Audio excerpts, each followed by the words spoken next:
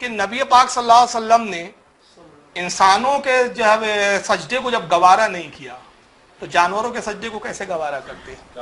اگر وہ عبادت کا سجدہ ہوتا، اگر کہے کہ نہیں وہ تو عبادت کا سجدہ تھا صاحب، حضور نے جانوروں کو اجازت دے دی، انسانوں کو گانے اللہ کی کرو، تو یہ حضور پر پھر تہمت لگانا ہوا کہ معاذ اللہ حضور صلی اللہ علیہ وسلم جانوروں سے تو غیر اللہ کی عبادت پسند فرما رہے اور انسانوں کو اس سے روک رہے، تو اس طرح سے ہو سکتا نہیں۔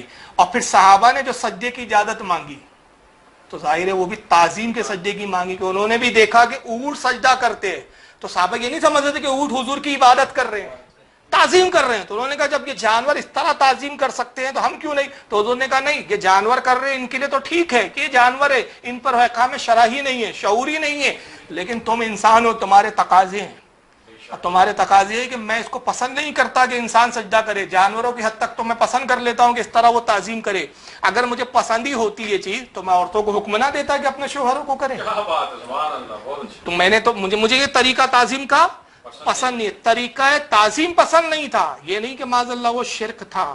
اور چوتھا یہ کہ اگر وہ عبادت کا ہی سجدہ تھا تو نعوذ باللہ من ذالک، پھر رسول اللہ یہ بھی نہیں فرماتے کہ میں عورتوں کو حکم دیتا کہ وہ شوہروں کو سجدہ کرے، تو کیا شوہر کی عبادت کرنے کا حکم دیتے نبی؟ یہ بھی مثال بھی نہیں دی جا سکتی اس کی۔ اور اسی چوتھے پوائنٹ میں آپ یہ لے لو تو یہ سارے نقاط سے بات پتہ چلا کہ وہ تعظیم کا سجدہ تھا، عبادت کا سجدہ نہیں تھا۔ تو اب اگر وہ عبادت کا سجدہ کوئی کہتا ہے اور کہتے کہ نہیں عبادت کا ہی سجدہ تھا اور وہ شرک تھا اس لیے رسول نے صحابہ کو منع کر دیا، تو ہم کہتے جناب صرف منع نہیں کیا جاتا، شرک کی نیت کرنے پر، شرک کا ارادہ کرنے پر توبہ کا بھی حکم دیا جاتا، مگر نبی نے وہاں کوئی حکم نہیں دیا۔ تو پتہ چلا کہ یہ تعظیم کا سجدہ ہے تو یہ شریعت میں حرام ہے، شرک۔ ہم تعظیم کے سجدے کو جائز کے لیے نہیں بیٹھے، یہ پہلے آپ سوچ لیں، غلط فہمی میں نہ پڑے کہ بھائی ہم تعظیم کے سجدے کو جائز ثابت کر رہے ہیں، ہم جائز نہیں ثابت کر رہے، ہم حرام ثابت کر رہے ہیں، اور رد ان کا کر رہے ہیں جو اس کو شرک کہتے ہیں، جو افراد کا شکار ہے۔ ہم کہتے ہیں حرام کو شرک مت بولو، شریعت پہ افترا مت باندھو، شریعت پہ تہمت مت لگاؤ، اپنی خود ساختہ شریعت مت بناؤ، اور اگر تم ایسی ایک خود ساختہ شریعت گڑھ لو کہ جس میں حرام ہے اور تم حرام کو شرک بولو تو تم حرام کو شرک بول کے مسلمانوں کو تو مشرک نہ قرار دے پاؤ گے، خود یہ شرک کا حکم تم پہ لگ جائے گا، تم اسلام سے خارج ہو جاؤ گے، جس کا بیان گزشتہ تقریر میں ہو چکا ہے۔ تو کہنے کا مطلب یہ ہے کہ اصل میں ہمارا جو یہاں آج کا مقصد ہے وہ یہ ہے کہ عوام کو یہ سمجھانا کہ ہمارے علماء، ہماری شریعت خود تعظیم کے سجدے کو پسند نہیں کرتی، مگر اس کو شرک بول کر مشرک بولنا مسلمانوں کو، اور یا یہ کہ بھائی مشرک ہو جا رہے ہیں، بریلوی لوگ سجدے کر کر کے مشرک ہو جا رہے ہیں، اور یہ بہانہ بنا کے جو آپ فرقے بات چھوڑ رہے ہو، مختلف فرقے بنا رہے ہو، مختلف فرقوں پہ چلے جا رہے ہو، اچھا خود فرقے بدل کے چلے جاتے ہیں، عجیب تماشا ہے یہاں، میں پہلے بریلوی تھا الحمدللہ اب میں توبہ کر کے اہل حدیث ہو گیا، بریلیوں فرقہ واریت مت پھیلا، ابے فرقہ تو تو نے بدلا، فرقہ واریت تو تو پھیلا رہا ہے، ہم تو اپنے جہاں تھے وہیں ہیں، جہاں تھے ہمارے باپ دادا تھے ہم وہیں پہ ہیں، اور آج بھی وہیں ہیں، ہمارے باپ دادا بھی وہیں تھے ہم بھی وہیں ہیں، فرقہ تو تو نے بدلا، بدل تو رہا ہے، جا تو رہا ہے، بولتا فرقہ نہ بنا، تو بنا تو نے لیا نا فرقہ، وہ تو پہلے سے جو سنی بنایا ہم وہیں ہیں، تیرا بدلا جانا تو خود سب ثابت کر رہا ہے کہ تو نئے فرقے میں۔ تو آج کل جو وہابیوں نے ایک مشغلہ بنا لیا ہے نا اپنا کہ سجدہ تعظیمی کو وہ جو حرام ہے شریعت میں اس کو شرک بولتے ہیں، ہم اس کی تردید کر رہے ہیں، اور تردید اس بات کی کر رہے ہیں کہ اگر تم حرام کو شرک بولو گے تو پھر اللہ کی اس آیت کو پھر یاد کرو کہ پارہ 7 سورہ مائدہ آیت نمبر 87، اللہ فرماتا ہے حد سے آگے مت بڑھو کہ بے شک اللہ حد سے آگے بڑھنے والوں کو پسند نہیں فرماتا۔ اب ایک چیز یہاں یاد کر لیجیے آپ، پھر میں ایک بات دوہرا دوں، میں پہلے بول چکا ہوں کہ شرک اگر ہے تو ہر شریعت میں شرک شرکی ہے، یہ بات ایک اصول یاد رکھ لیجیے، یہ ہو ہی نہیں سکتا اگر کوئی اس طرح کی بات کرتا ہے اس سے بڑا جاہل نہیں کہ ایک کام موسیٰ علیہ السلام کی شریعت میں جائز ہو اور نبی کی شریعت میں وہ شرک ہو جائے، یہ کبھی ہو نہیں سکتا۔ قانون شرک کا ایک ایسا قانون رہا، شرک اور کفر یہ دو ایسے ہیں کہ چیزیں حرام اور حلال مختلف شریعتوں میں الگ الگ ہو سکتی ہے۔ مثال کے طور پہ حضرت آدم کی شریعت میں بہن اور بھائی کا نکاح حلال تھا، رسول اللہ کی شریعت میں حرام ہے۔ یہ احکامات جو ہے دوسرے، اس میں حرام اور حلال میں اختلاف ہو سکتا ہے، وہ حرام تھا وہاں جائز تھا، یہاں حرام ہے، لیکن حضرت آدم کی شریعت میں جو چیز شرک تھی وہ رسول اللہ کی شریعت میں بھی شرک کی ہے، موسیٰ کی بھی شریعت میں شرک رہی، عیسیٰ علیہ السلام کی بھی ہر نبی کی شریعت میں شرک رہی. تو شرک کا اصول ایک ہی رہا. اب اگر سجدہ تعظیمی کو شرک سمجھ لیا جائے، اگر سجدہ تعظیمی کو شرک سمجھ لیا جائے بجائے اس کے کہ وہ حرام ہے، اس شریعت میں حرام ہے، پچھلی شریعت میں وہ حالانکہ حرام بھی نہیں تھا، جائز تھا، تو پھر اللہ پہ تہمت نہیں ہے کہ معاذ اللہ پچھلی شریعت میں شرک کی اجازت دے دی اور شریعت میں شرک بول کے اسلام سے خارج بتایا جا رہا ہے. یہ تو اللہ پہ تہمت باندھنا ہو گیا. تو آئیے قرآن عظیم سے دلیل لیجیے. پارہ نمبر 1 ہے اور سورہ بقرہ آیت 34. رب فرماتا ہے وَإِذْ قُلْنَا لِلْمَلَائِكَةِ اسْجُدُوا لِآدَمَ فَسَجَدُوا إِلَّا إِبْلِيسَ أَبَىٰ وَاسْتَكْبَرَ وَكَانَ مِنَ الْكَافِرِينَ. اللہ فرماتے ہیں اور حبیب یاد کیجئے جب آپ کے رب نے فرشتوں سے کہا کہ تم سب آدم کو سجدہ کرو، تو سب کے سب سجدے میں گئے. کون نہیں گیا؟ صرف ایک تھا، الا ابلیس، سوائے ابلیس کے، وہی تھا جس نے سجدہ نہیں کیا. اور جب سجدہ نہیں کیا تو شرک سے بچا نا. سجدہ غیر اللہ اگر شرک ہے تو شرک سے بچا نا. مگر قرآن کیا کہہ رہا ہے؟ ابا واستکبر، گھمنڈ کیا، وکان من الکافرین، اور ہو گیا کافروں میں سے. تو یہ کون سی بات ہوئی بھائی کہ وہ شرک سے بچ رہا اور قرآن کہہ رہا کافر ہو گیا؟ تو وہ شرک نہیں تھا، وہ تعظیم تھی اور اس نے تعظیم کا انکار کیا. تو اب یہاں تو قرآن سے واضح ہے کہ پچھلی شریعت میں جائز تھا، اور جائز کتنا تھا کہ ایسا کوئی فرشتہ نہیں تھا جن کی تعداد بھی ہم نہیں جانتے. لا تعداد فرشتوں نے آدم کو سجدہ کیا. تو اب سوال یہ پیدا ہوتا ہے، یہاں 6 پوائنٹ میں نقل کر رہا ہوں، 6 نکات بیان کر رہا ہوں. پہلا کہ اللہ نے جو سجدے کا حکم دیا تھا فرشتوں کو، وہ تعظیم کا تھا کہ عبادت کا تھا؟ وہابیوں سے پہلا سوال ہے میرا کہ ذرا ہمت کر کے کوئی ان کا مائیکل لال مولوی آ کے بتائیں کہ ہر سجدے کو جو شرک بول رہے، قبر پجوا، قبر کو سجدہ کیا، قبر پجوا مشرک، قبر پجوا مشرک. تو یہ سارے فرشتے آدم پجوا تھے؟ بہت اچھا پوائنٹ، بہت اچھا. تو آدم پجوا بولو پھر فرشتوں کو. اور جبریل بھی نہیں بچا پھر اس میں، میکائیل کوئی فرشتہ نہیں بچا جی، سب آدم پجوا ہو گئے. پھر تعظیم کا تھا، عبادت کا سجدہ نہیں تھا، ورنہ اللہ پر پھر شرک کروانے کا الزام آ جائے گا. دوسرا، ابلیس عبادت کا منکر تھا کہ تعظیم کا منکر تھا؟ ارے وہ عبادت کا تو اتنا پکا تھا 90 کروڑ سال عبادت کیا اس نے. اور جب اللہ نے کہا وہ عبادت کرتا رہا، جب اس کو حکم دیا گیا عبادت کرتا رہا. لیکن جیسی بات تعظیم کیا انکار کر دیا. تو بالکل ہو بہو اس کے نقش قدم پر یہ بھی ہے، یہ بھی عبادت کے لیے تیار ہے، تعظیم کے لیے تیار نہیں ہے. وہ آدم کی تعظیم کے لیے جھکنے کے لیے تیار نہیں، اور یہ مصطفیٰ کی تعظیم کے لیے اٹھنے کے لیے تیار نہیں. انداز وہی ہے دونوں کا، ایک جھکنے کے لیے تیار نہیں تھا، ایک اٹھنے کے لیے تیار نہیں ہے. اور یہاں ایک اور نقطہ دیکھیے، وَإِذْ قُلْنَا لِلْمَلَائِكَةِ اسْجُدُوا، اے میرے حبیب یاد کیجئے جب ہم نے فرشتوں سے کہا آدم کو سجدہ کرو. ابلیس سے غلطی کیا آئی، وہ سجدہ تعظیمی اور سجدہ عبادت کے فرق کو سمجھ ہی نہیں سکتا. ہاں وہ ٹھوکر کھا گیا. وہ سمجھ رہا تھا کہ بھائی میں آدم کو سجدہ کیوں کروں، غیر اللہ کے سامنے کیوں جھکوں، میں تو آگ سے پیدا کیا گیا ہوں، یہ مٹی سے، میں افضل ہوں، اعلیٰ ہو کے ادنا کے سامنے کیوں جھکوں. مٹیریلوں کے تقابل کے چکر میں پڑ گیا، حکم خداوندی کو نہیں دیکھا. تو وہ اگر یہ سمجھ لیتا، اور فرشتے معصوم تھے تو وہ سمجھ گئے کہ یہاں سجدہ عبادت کا حکم نہیں ہے، کیونکہ خدا سے بعید ہے کہ خدا پروردگار عالم جو ہے وہ عبادت کے سجدے کا حکم دے کے شرک کی تعلیم دے. خدا سے بعید ہے، کیونکہ اللہ کے نزدیک شرک سے زیادہ کوئی ناپسندیدہ چیز ہے ہی نہیں. یہ ہو ہی نہیں سکتا کہ اللہ تعالیٰ جو ہے شرک کا حکم دے. تو شرک کا حکم تو دیا نہیں گیا تھا. فرشتے سمجھ گئے کہ یہ جو آدم کو جھکنے کے لیے کہا جا رہا ہے آدم کے سامنے، یہ تعظیماً جھکنے کے لیے کہا جا رہا ہے، یہ تعظیم کا سجدہ کروایا جا رہا ہے، عبادت کا سجدہ. لیکن ابلیس اس فرق کو نہیں سمجھ سکا. اور ایک چیز اور کہ تعظیم کے جھکنے کے لیے اس نے انکار کیا تھا، عبادت میں جھکنے کے لیے انکار نہیں کیا تھا. تو کس چیز نے اس کو اکڑایا؟ کہا کہ میں معلم الملائکہ ہوں، ان کا استاد ہوں، یہ تو سب میرے شاگرد ہیں، یہ جھکتے ہیں جھک جائے، میں نہیں جھکوں گا، میں معلم الملائکہ ہوں. تو پتا چلا کہ کفر کب آتا ہے؟ جب گھمنڈ آ جاتا ہے، جب علم میں. تو وہابی بھی سمجھ اس لیے نہیں پا رہا ہے کہ وہاں بھی علم کا گھمنڈ آ گیا. میں تو اہل حدیث ہوں، میں بریلی کی مانوں کیوں، سنوں کیوں. جس دن اس کے دماغ میں یہ آ جائے گا کہ بھائی بریلوی عاشق مصطفیٰ، پہلے سنوں تو بول کے آ رہا ہے، جس دن سننے لگے گا خدا کی قسم ہدایت پا لے. اس کے علم کا گھمنڈ ہی سننے نہیں دے رہا ہے یہ بریلیوں کو. کہتا کیا سننا بریلیوں کو یار، یہ تو بس نبی کی بات کرتے. ہم نے کہا کبھی سن تو بیٹھ کے پورا سنتے نہیں ہیں. تو اس کو کس نے جو ہے مطلب گمراہ کیا کافر یا اس کے علم کے گھمنڈ نے.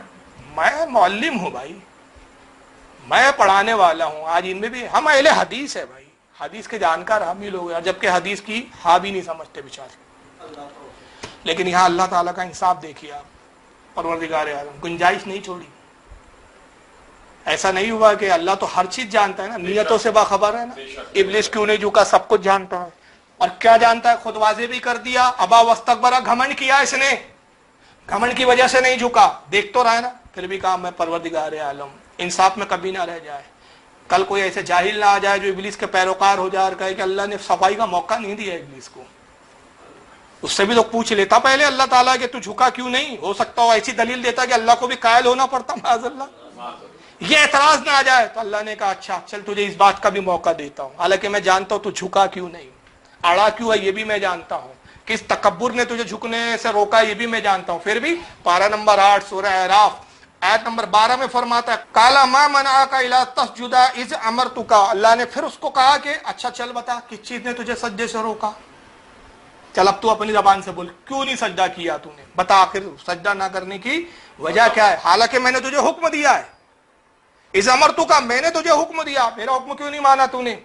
اب اس نے جواب دیا, دلیل دے رہا ہے وہ. دیکھیں دلیل کیا ہے اس کی, کہتا ہے قالا انا خیر من, میں اس لیے نہیں جھکا کہ میں آدم سے بہتر ہوں, اس سے زیادہ اچھا ہوں. خلقتنی من ناری وخلقتہ من طین, اور بہتر میں اس لیے ہوں کہ میں آگ سے پیدا کیا گیا ہوں, تو نے مجھے آگ سے پیدا کیا اور اس کو خاک سے اور مٹی سے بنایا. آگ کی فطرت بلندی ہے, مٹی کی فطرت پستی کی طرف آنا ہے. تو میں پست چیز کو کیسے, پست شے کو میں کیسے سجدہ کرتا ہوں. اللہ تعالیٰ نے دلیل کو قبول نہیں کیا, حالانکہ دلیل صحیح ہے کہ غلط ہے, ظاہراً تو صحیح ہے. جھوٹ تو اس نے ایک لفظ بھی نہیں بولا. اس نے کیا کہا, میں آگ سے پیدا ہوتا. جھوٹ ہے کیا, آگ سے تو پیدا ہوا تھا, آدم مٹی سے بنے, یہ بھی سچ تھا. لیکن ایک بات اس میں ناپسند تھی اللہ کو, یہ تو تم نے سچ کہا کہ تو آگ سے پیدا ہوا, یہ بھی صحیح ہے کہ آدم مٹی سے پیدا ہوئے, یہ بات تیری پسند نہیں. انا خیر من, میں اس سے بہتر ہوں. تو کون ہوتا ہے اپنے آپ کو بہتر سمجھنے والا, میں جس کو بہتر بنا دوں وہ بہتر ہے. تو یہ تیری بات میں مان لیتا, چھوڑ دیتا تجھے, کہ تو کہتا میں آگ سے پیدا ہوا اس لیے تکبر آ گیا, اللہ چل جانے دے, معاف کر دے, چھوڑ دے. مگر آدم سے اپنے آپ کو بہتر سمجھا, نبی سے کمپیئر, نبی سے کمپیئر اللہ کو پسند, نبی سے کمپیئر, میرے محبوب سے کمپیئر, فرشتوں سے کمپیئر کرتا. تو کہتا فرشتے نوری ہے, میں آگ ہوں اور نوری تھے جھک گئے, میں نہیں جھکا, مجھ میں بوڑا شعلے بازی ہے, تپش ہے, گرمی ہے. آگ میں گرمی بھی ہوتی ہے نا, نور میں ٹھنڈک ہوتی ہے, وہ ٹھنڈے ہیں اس لیے جھک گئے, میں تھوڑا گرم ہوں. شاید وہ دلیل مان لی جاتی. نہیں, بات تو یہاں مسئلہ یہ نہیں تھا کہ آگ اور مٹی کا مسئلہ نہیں تھا, نبی سے اپنے آپ کو بہتر سمجھنا سب سے بڑا مسئلہ تھا, نبی سے تقابل کرنا تھا. تو اللہ نے فرمایا اچھا ہمارے نبی سے زیادہ اپنے آپ کو افضل سمجھتا ہے.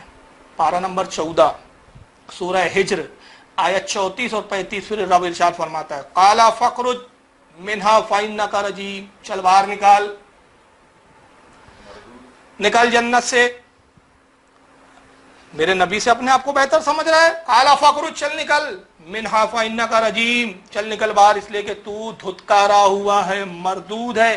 اور مردود بھی کیسا, وَإِنَّ عَلَيْكَ اللَّعْنَةَ إِلَى يَوْمِ الدِّينِ, اور بے شک قیامت تک تجھ پر لعنت ہے.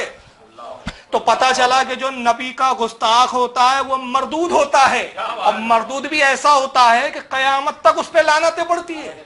تو لعنت, گستاخ نبی پہ لعنت بھیجنا یہ تو اللہ کی سنت ہے. گستاخ نبی کو مردود کہنا یہ اللہ کی سنت ہے, ہم نہیں کہہ رہے. اللہ نے کہا نا, کیا کہا, فإنک رجیم, بے شک تو کون ہے, رجیم ہے, مردود ہے, دھتکارا ہوا ہے. تو سنت الہیہ ہے کہ جو نبی کا گستاخ ہے. اچھا اب ایک چیز, جب تک نبی کی گستاخی نہیں کیا تو کہاں تھا وہ, جنت میں تھا. اور جیسی آدم کی گستاخی کیا تو کہاں گیا, چل باہر نکل. تو جب آدم کا گستاخ جنت میں نہیں رہ سکتا تو آدم کے آقا مصطفیٰ کا گستاخ جنت میں کیسے جا سکتا ہے. بہت اچھی بات. آدم کا گستاخ جنت میں نہیں رہ سکتا, تو پتا چلا کہ جنت اس کی ہے ہی نہیں جو گستاخ نبی ہو.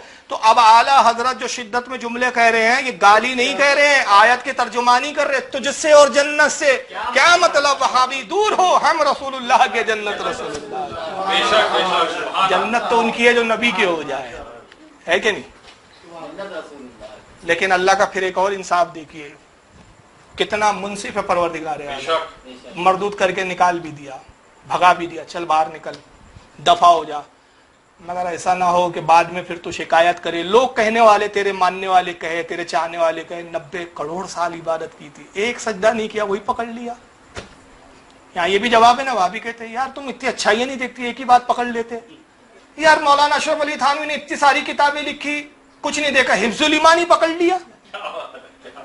ہمارے فلاں مولانا اتنے پرہیزگار، ایک بار زبان پھسل گئی اسی کو پکڑ لیا۔ ہم نے کہا یہ پکڑنا بھی تو سنت الہیہ ہے۔ کیا بات ہے، بہت اچھا۔ 90 کروڑ سال کی عبادت نہیں دیکھی گئی، ایک سجدہ نہ کرنا دیکھا گیا، کروڑوں سال کے سجدے نہیں دیکھے گئے، ایک نہ کرنا دیکھا گیا۔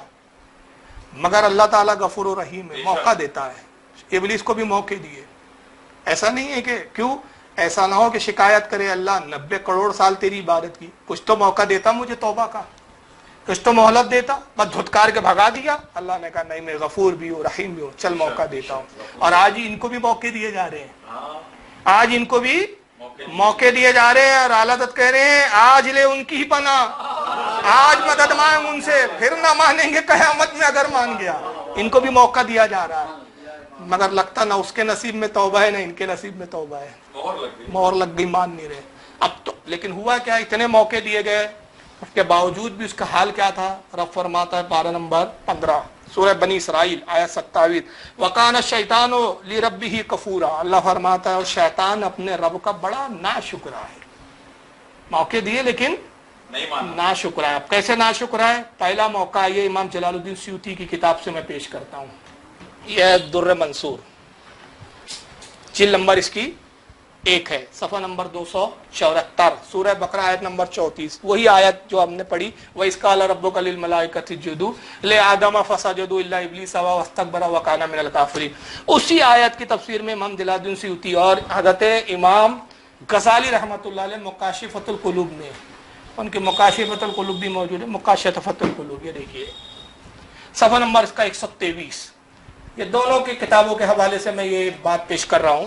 فرماتے ہیں حضرت انس ابن مالک سے روایت کرتے ہیں کہ حضرت نوح علیہ السلام کے زمانے میں جب طوفان آیا تو جناب نوح علیہ السلام اللہ کے حکم سے سب کو کشتی میں لے آئے، جتنے اہل ایمان تھے، جانور بھی لے لیا ایک ایک جوڑے، نباتات کے ایک ایک جو ہے جنس لے لیا، سب کے مطلب جتنے جوڑے تھے دنیا میں سب کے ایک ایک جوڑا لے لیا، اور وہ سارے انسان کشتی میں آ گئے، بعض روایتوں میں 63، بعد میں 87 جو اہل ایمان تھے، اس کے علاوہ دنیا میں کوئی ایمان والا نہیں۔ طوفان آیا، کشتی چل پڑی، دیکھا ایک کونے میں دبک کے ایک شخص بیٹھا ہوا ہے، تو حضرت نوح علیہ السلام قریب پہنچے، جب غور سے گھور کے دیکھا تو پہچان لیا یہ ابلیس تھا۔ کہا کیا کر رہا ہے تو کو ایسے آ گیا یہاں؟ کہا حضور ہر طرف پانی ہی پانی ہے، زمین سے بھی پانی، آسمان سے بھی پانی، کوئی جائے پناہ نہیں اس وقت، بس آپ کی ایک کشتی ہے جس کا سہارا ہے، خدا کے واسطے مجھے کشتی سے مت نکالیے۔ حضرت نوح علیہ السلام نے کہا نہیں، یہاں ہونا نہیں، تو جنت سے نکالا گیا، کشتی میں کیسے رہ سکتا ہے تو، چل نکالو۔ کہا دیکھیے میں بہت پچھتا رہا ہوں، بہت افسوس ہے مجھے کہ واقعی مجھ سے بہت بڑا گناہ ہو گیا ہے اور اللہ کی بات میں نے ٹھکرا دی، لیکن دیکھیے آپ اللہ کے نبی ہے، آپ اللہ سے میری سفارش کر دے، دعا کر دے، شاید اللہ میری توبہ قبول کر لے۔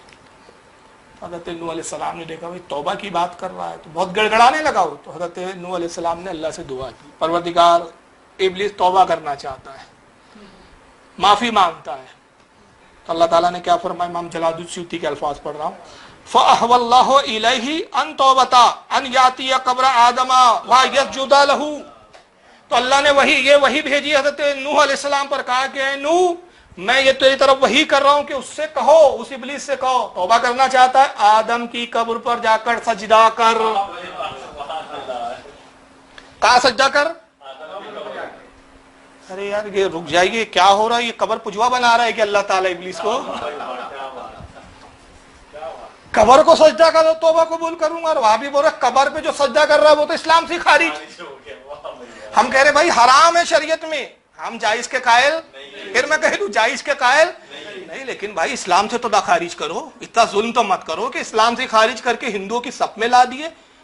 وہ توصیف الرحمان جیسا بھگوڑا آدمی جس کی اوقات نہیں سامنے بیٹھ کے بات کرے، وہ جرجت جیسا بلتکاری آدمی یہ جرأت ان کی کہ بولے تم قبر کو سجدہ کرتے ہو، وہ مورتی کو سجدہ کرتا ہے، مورتی سے ملا دو تم ہماری قبروں کو اور ہمارے سجدوں کو۔ ارے حرام بولو، ہم بھی تمہارے ساتھ ہیں اس معاملے میں۔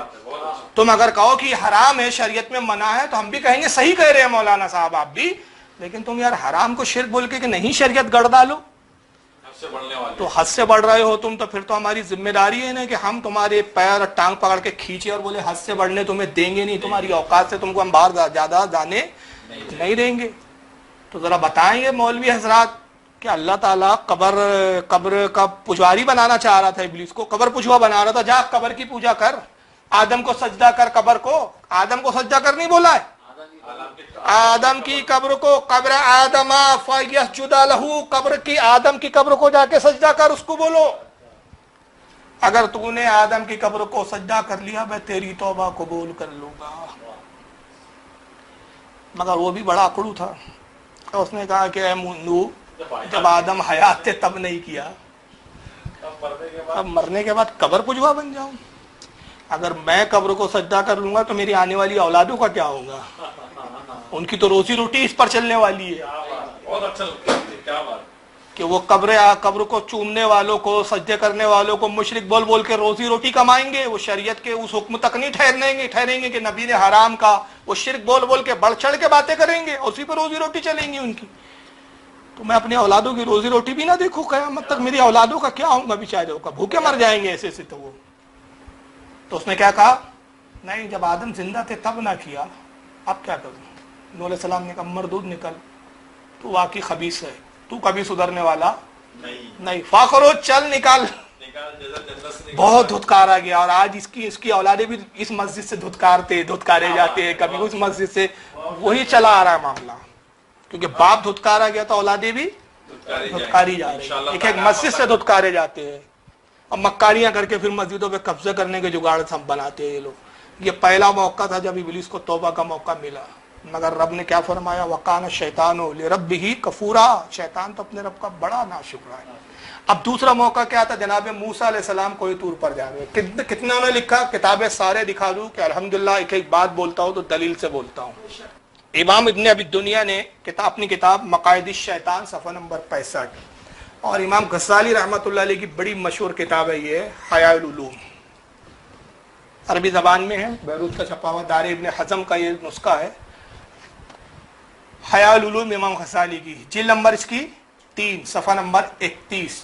پھر یہی روایت کو امام عبد الرحمن ابن جوزی ان کی کتاب تلبیس ابلیس صفحہ نمبر 38، پھر اسی روایت کو امام جلال الدین سیوطی، یہ امام جلال الدین سیوطی کی کتاب ہے، اس کا نام ہے لقط المرجان فی احکام الجان، یہ بھی عربی میں حدیث اس کا صفحہ نمبر 330، امام جلال الدین سیوطی اس کو نقل کرتے ہیں، اور در منصور میں بھی یہ لایا ہے، در منصور تو آپ دیکھ چکے ہیں، اس کی جلد نمبر 1 صفحہ نمبر 273، سورہ بقرہ آیت نمبر 34، اسی آیت کے تحت یہ روایت بیان کرتے ہیں کہ موسیٰ علیہ السلام کو طور پر جا رہے ہیں، راستے میں ابلیس مل جاتا ہے، کہا موسیٰ علیہ السلام کے قریب آیا، کہا السلام علیکم، سلام بہت کرتے ہیں یہ لوگ، تو موسیٰ نے کہا ہٹ مردود خبیث، چل تجھے مجھ سے کیا کام اور مجھے تجھ سے کیا کام، چل ہٹ دور ہٹ یہاں سے۔ کہا اے موسیٰ دھتکاریے مت، بھگائیے مت، میں خیر کے ارادے سے آیا ہوں۔ کہا تو اور خیر؟ ابے جہاں تیری اولاد ہو وہاں خیر ہو تو گاہ چلی جائے، جہاں تو ہو وہاں خیر ہو تو چلی جائے، تو اور خیر؟ کہا نہیں آپ برا نہ مانے، اعتماد کرے، بھروسہ کرے، میں خیر کے ارادے سے آیا ہوں، کوئی بدی کا ارادہ نہیں۔ کیا ارادہ ہے؟ جلدی وہ آپ کو طور پر جا رہے ہیں، اللہ سے کلام کریں گے، اللہ سے ہم کلامی کا شرف آپ کو بھی حاصل ہوگا، میں آپ ہی کے انتظار میں تھا، اور مسئلہ یہ ہے کہ میں بہت پچھتا رہا ہوں، توبہ کرنا چاہتا ہوں، میں توبہ کرنا چاہتا ہوں۔ تو کہا توبہ کے راستہ کھلا ہے، دروازے کھلے، جا توبہ کر لے، تو بھی اپنے وقت کا عابد و زاہد ہے، توبہ کا طریقہ بھی جانتا ہے، توبہ بھی سمجھتا ہے کیسے کی جاتی ہے، جا اللہ کے اسم اعظم سے اللہ کو یاد کر توبہ کر لے۔ اس نے کہا نہیں آدم، اب جملے سنے، یہ روایت کے جملے بڑے خاص جملے، کہا آدم میں اتنا بڑا مردود ہو گیا ہوں، اے موسیٰ میں اتنا مردود ہو گیا ہوں، اتنی لعنتوں کے طوق مجھ پہ پڑ چکے ہیں کہ اب اگر میں توبہ کروں گا تو اللہ میری توبہ قبول نہیں کریں گا۔ میں آپ کا انتظار اس لیے کر رہا تھا کہ آپ اللہ کی بارگاہ میں جائیں یا میرا وسیلہ بن جائے، میری سفارش کر دے، اللہ آپ کی بات کو نہیں ٹھکرائیں گا۔ تو ابلیس بھی جانتا تھا کہ بغیر وسیلے کے کام چلنے والا وہاں بھی نہیں سمجھ پا رہا اس بات کو, بے شک. ڈائریکٹ جاؤں گا بولتا. اس نے بھی ہمت نہیں کی. وہ 90 کروڑ سال کا عابد ہمت نہیں کر پا رہا ہے. 90 کروڑ سال کی عبادت کرنے والا عابد ڈائریکٹ اللہ سے ہمت نہیں کر پا رہا ہے کہ مردود و دھتکار دیا جاؤں گا. یہ 40 دن کا چلہ کرنے والا بولتا ہے ڈائریکٹ مانگوں گا میں.